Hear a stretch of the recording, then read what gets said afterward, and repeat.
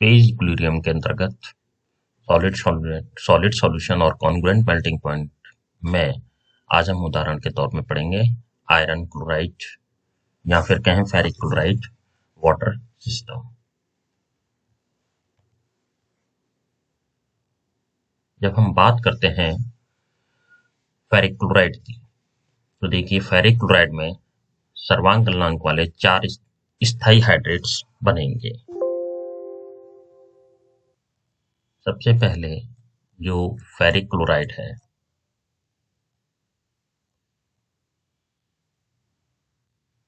उसको हमने डाइमर के तौर पे लिखा है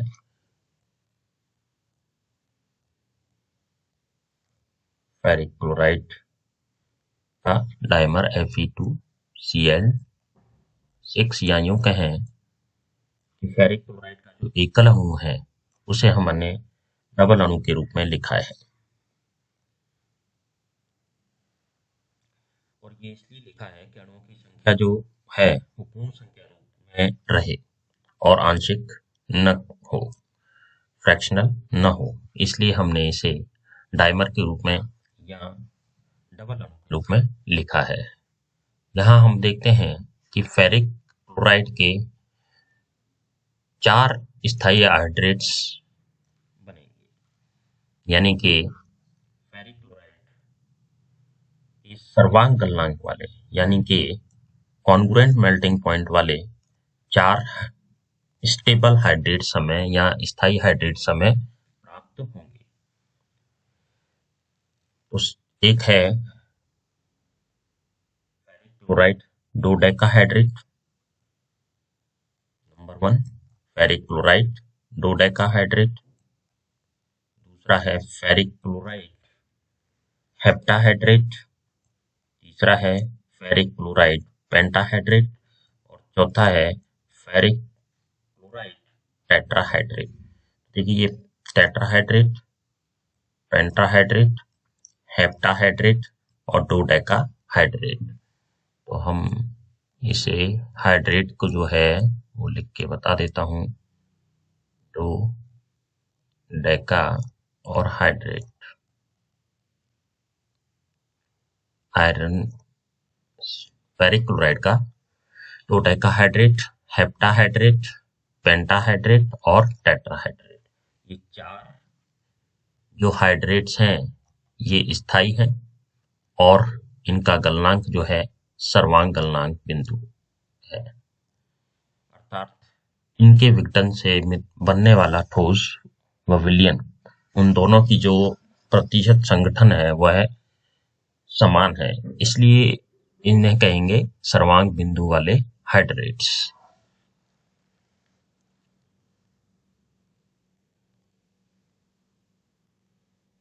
देखिए ये इसका प्रावस्था आरेख है, यानी कि फेरिक क्लोराइड का प्रावस्था आरेख। इस तरफ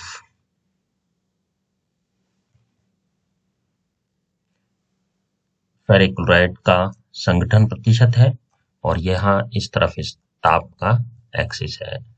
तो ये प्रावस्था आरेख है या फेस डायग्राम है फेरिक क्लोराइड का। तो देखिए इसमें हमने बिंदु लिए हैं, बिंदु ए, बिंदु ए, बिंदु बी, बिंदु बी से बिंदु सी और डी, डी के बाद ई, एफ, जी, एच, आई, जे और के।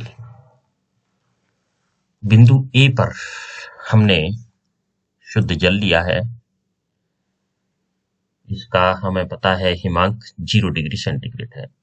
तो बिंदु ए जल का हिमांक बिंदु है और जैसा कि हमें पता है जल का हिमांक बिंदु 0 डिग्री सेंटीग्रेड होता है।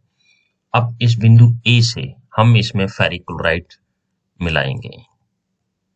फेरिक क्लोराइड जिसे मैंने FeCl3 के से न लिख करके मैंने लिखा था FeCl, Fe2Cl6। तो हम बिंदु ए से जब बी की ओर बढ़ेंगे, यानी कि बिंदु ए जो कि जल का हिमांक को प्रदर्शित करता है, अगर हम उसमें फेरिक क्लोराइड मिलाते चले जाएं तो हम देखते हैं कि यह मिलाने पर धीरे धीरे धीरे धीरे बिंदु बी पर पहुंचेगा और बिंदु बी पर इसका हिमांक बिंदु घटकर -55 डिग्री सेंटीग्रेड पहुंच जाएगा। तो हमने देखा कि जल में जब हम फेरिक क्लोराइड मिलाते हैं तो उसके हिमांक में कमी आती है, और ये जो कमी है ये 0 डिग्री से नेगेटिव में 55 डिग्री तक चला जाता है। तो बिंदु बी का जो तापक्रम है वो है माइनस में 55 डिग्री सेंटीग्रेड है, जबकि ए बिंदु पर 0 डिग्री सेंटीग्रेड है, और ए बिंदु पर जल है, जबकि बी बिंदु पर जब हमने ए में फेरिक क्लोराइड मिलाया तो उसका जो फ्रीजिंग टेम्परेचर है वह घटकर -55 डिग्री सेंटीग्रेड हो गया, और बी बिंदु पर यूटेक्टिक मिक्सचर बनेगा। तो देखिए बिंदु सी,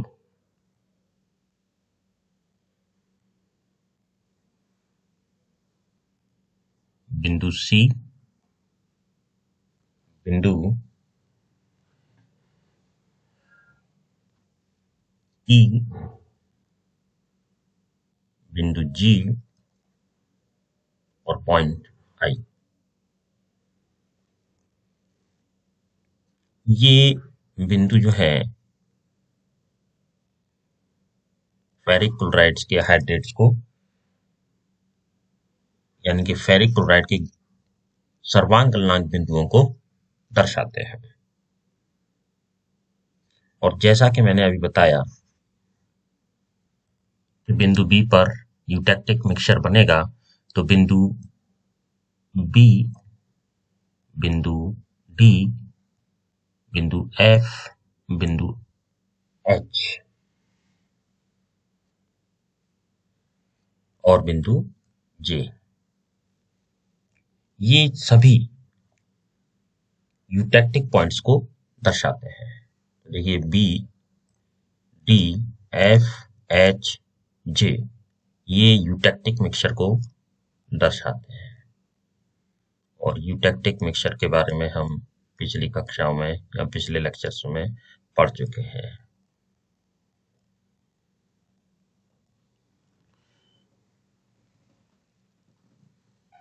तो ये बिंदु ए से बी कब प्राप्त हुआ? जब हमने शुद्ध जल में फेरिक क्लोराइड मिलाया, और यहाँ पर और अधिक जब फेरिक क्लोराइड मिलाएंगे तो हमें बिंदु सी प्राप्त होगा, और सी से आगे जब मिलाएंगे तो डी प्राप्त होगा, और इसी प्रकार हम आगे बढ़ते चले जाएंगे, फेरिक क्लोराइड इसमें मिलाते चले जाएंगे तो हमें 4 बिंदु मिले, बी, डी, एफ, एच, जे, जो कि इनके यूटेक्टिक पॉइंट्स को दर्शाते हैं।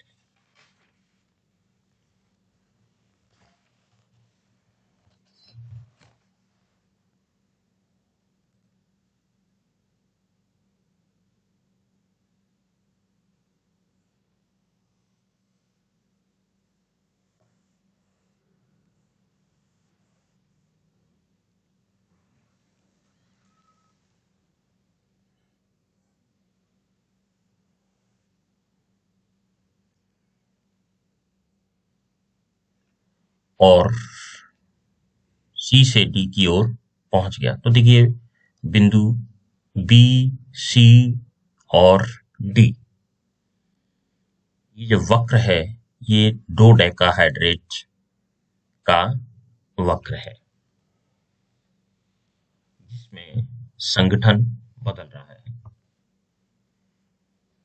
और बिंदु सी जो है, ये बिंदु सी है, इस बिंदु सी पर द्रव एवं ठोस दोनों का संगठन समान है, इसीलिए यह कॉन्ग्रुएंट मेल्टिंग पॉइंट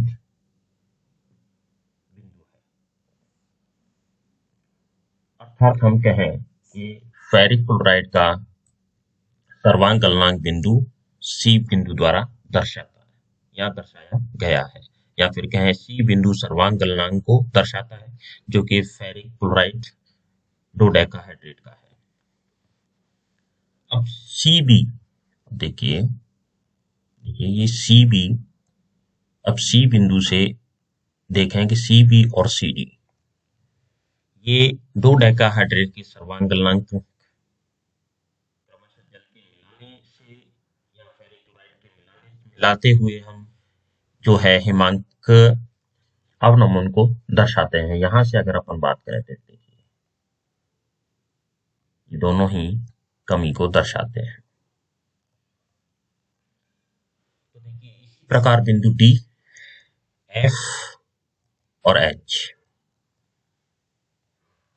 जो बिंदु डी है वो फेरिक क्लोराइड का हेप्टाहाइड्रेट, एफ फेरिक क्लोराइड का पेंटाहाइड्रेट और एच फेरिक क्लोर का टेट्राहाइड्रेट बिंदु है। और ये जो है ये हमारा, इसमें कोई हाइड्रेट नहीं होगा, ये निर्जल हो जाएगा।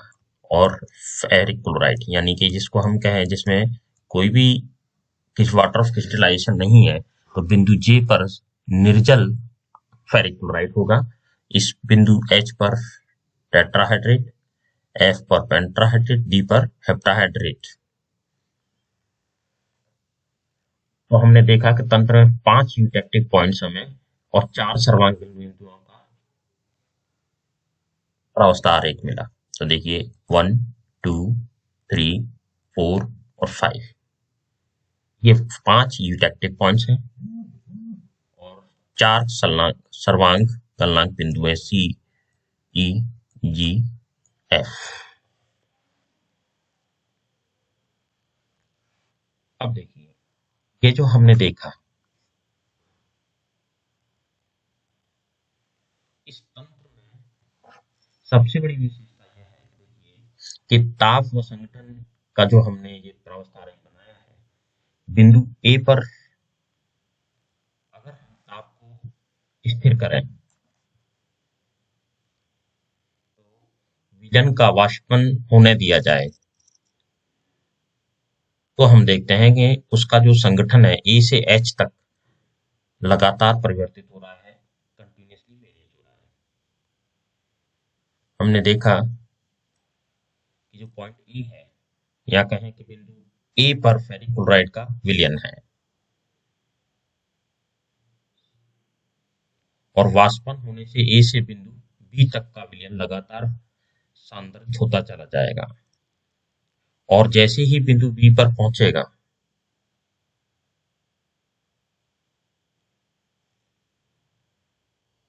तो उसमें से 2 डेकाहाइड्रेट सेपरेट होता चला जाएगा, पृथक होता चला जाएगा। और इसके बाद में जब और अधिक वाष्पन होने दें तो विलयन का संगठन वही रहेगा, क्योंकि इस समय तंत्र एक चर है। और जैसे ही हम बिंदु सी पर आते हैं तो तंत्र से क्रिस्टलन जल का वाष्पन होने लगेगा और फेरिक क्लोराइड पेंटाहाइड्रेट के क्रिस्टल अलग होने लगेंगे। इसी प्रकार जब हम आगे बढ़े तो वाष्पन जारी रहेगा। बिंदु जो सी है उस पर केवल फेरिक क्लोराइड 2 डेकाहाइड्रेट के ही क्रिस्टल रह जाएंगे। तो इसी प्रकार यह सिस्टम आगे हाइड्रेट्स के अनुरूप चलता रहेगा। तो हम देख सकते हैं कि इसके अनुसार हम जो हाइड्रेट है वो सेपरेट करके प्राप्त कर सकते हैं, जिसके लिए हमें बिंदु डी, एफ, एच और जे और ये कहें बी, ये यूटेक्टिक मिक्सचर के पॉइंट्स हैं। इसके पश्चात उस फेज का सेपरेशन स्टार्ट हो जाता है। तो ये था हमारा कॉपर सल्फेट जो कि कॉन्ग्रुएंट मेल्टिंग पॉइंट का सिस्टम है। सॉरी, ये था फेरिक क्लोराइड जल तंत्र और क्योंकि कॉपर सल्फेट तो इनकॉन्ग्रुएंट मेल्टिंग पॉइंट का उदाहरण है। तो फेरिक क्लोराइड वाटर सिस्टम जो कि कॉन्ग्रुएंट मेल्टिंग पॉइंट का एक उदाहरण है। और ये सभी हमने जो पढ़ा वो पढ़ा चैप्टर फेज इक्विलिब्रियम के अंतर्गत। तो हमने देखा कि किस प्रकार जल में जो है फेरिक क्लोराइड मिलाते हैं और फेरिक क्लोराइड मिलाने पर किस प्रकार उसमें हाइड्रेट्स का निर्माण होता है और हाइड्रेट्स का निर्माण होने पर किस प्रकार हम उन्हें उसे सेपरेट करके अलग कर सकते हैं। तो फेरिक क्लोराइड ये 4 हाइड्रेट्स यूं के ये 4 कॉन्ग्रुएंट मेल्टिंग पॉइंट्स और 5 उसके यूटेक्टिक मिक्सचर बिंदु। Thank you.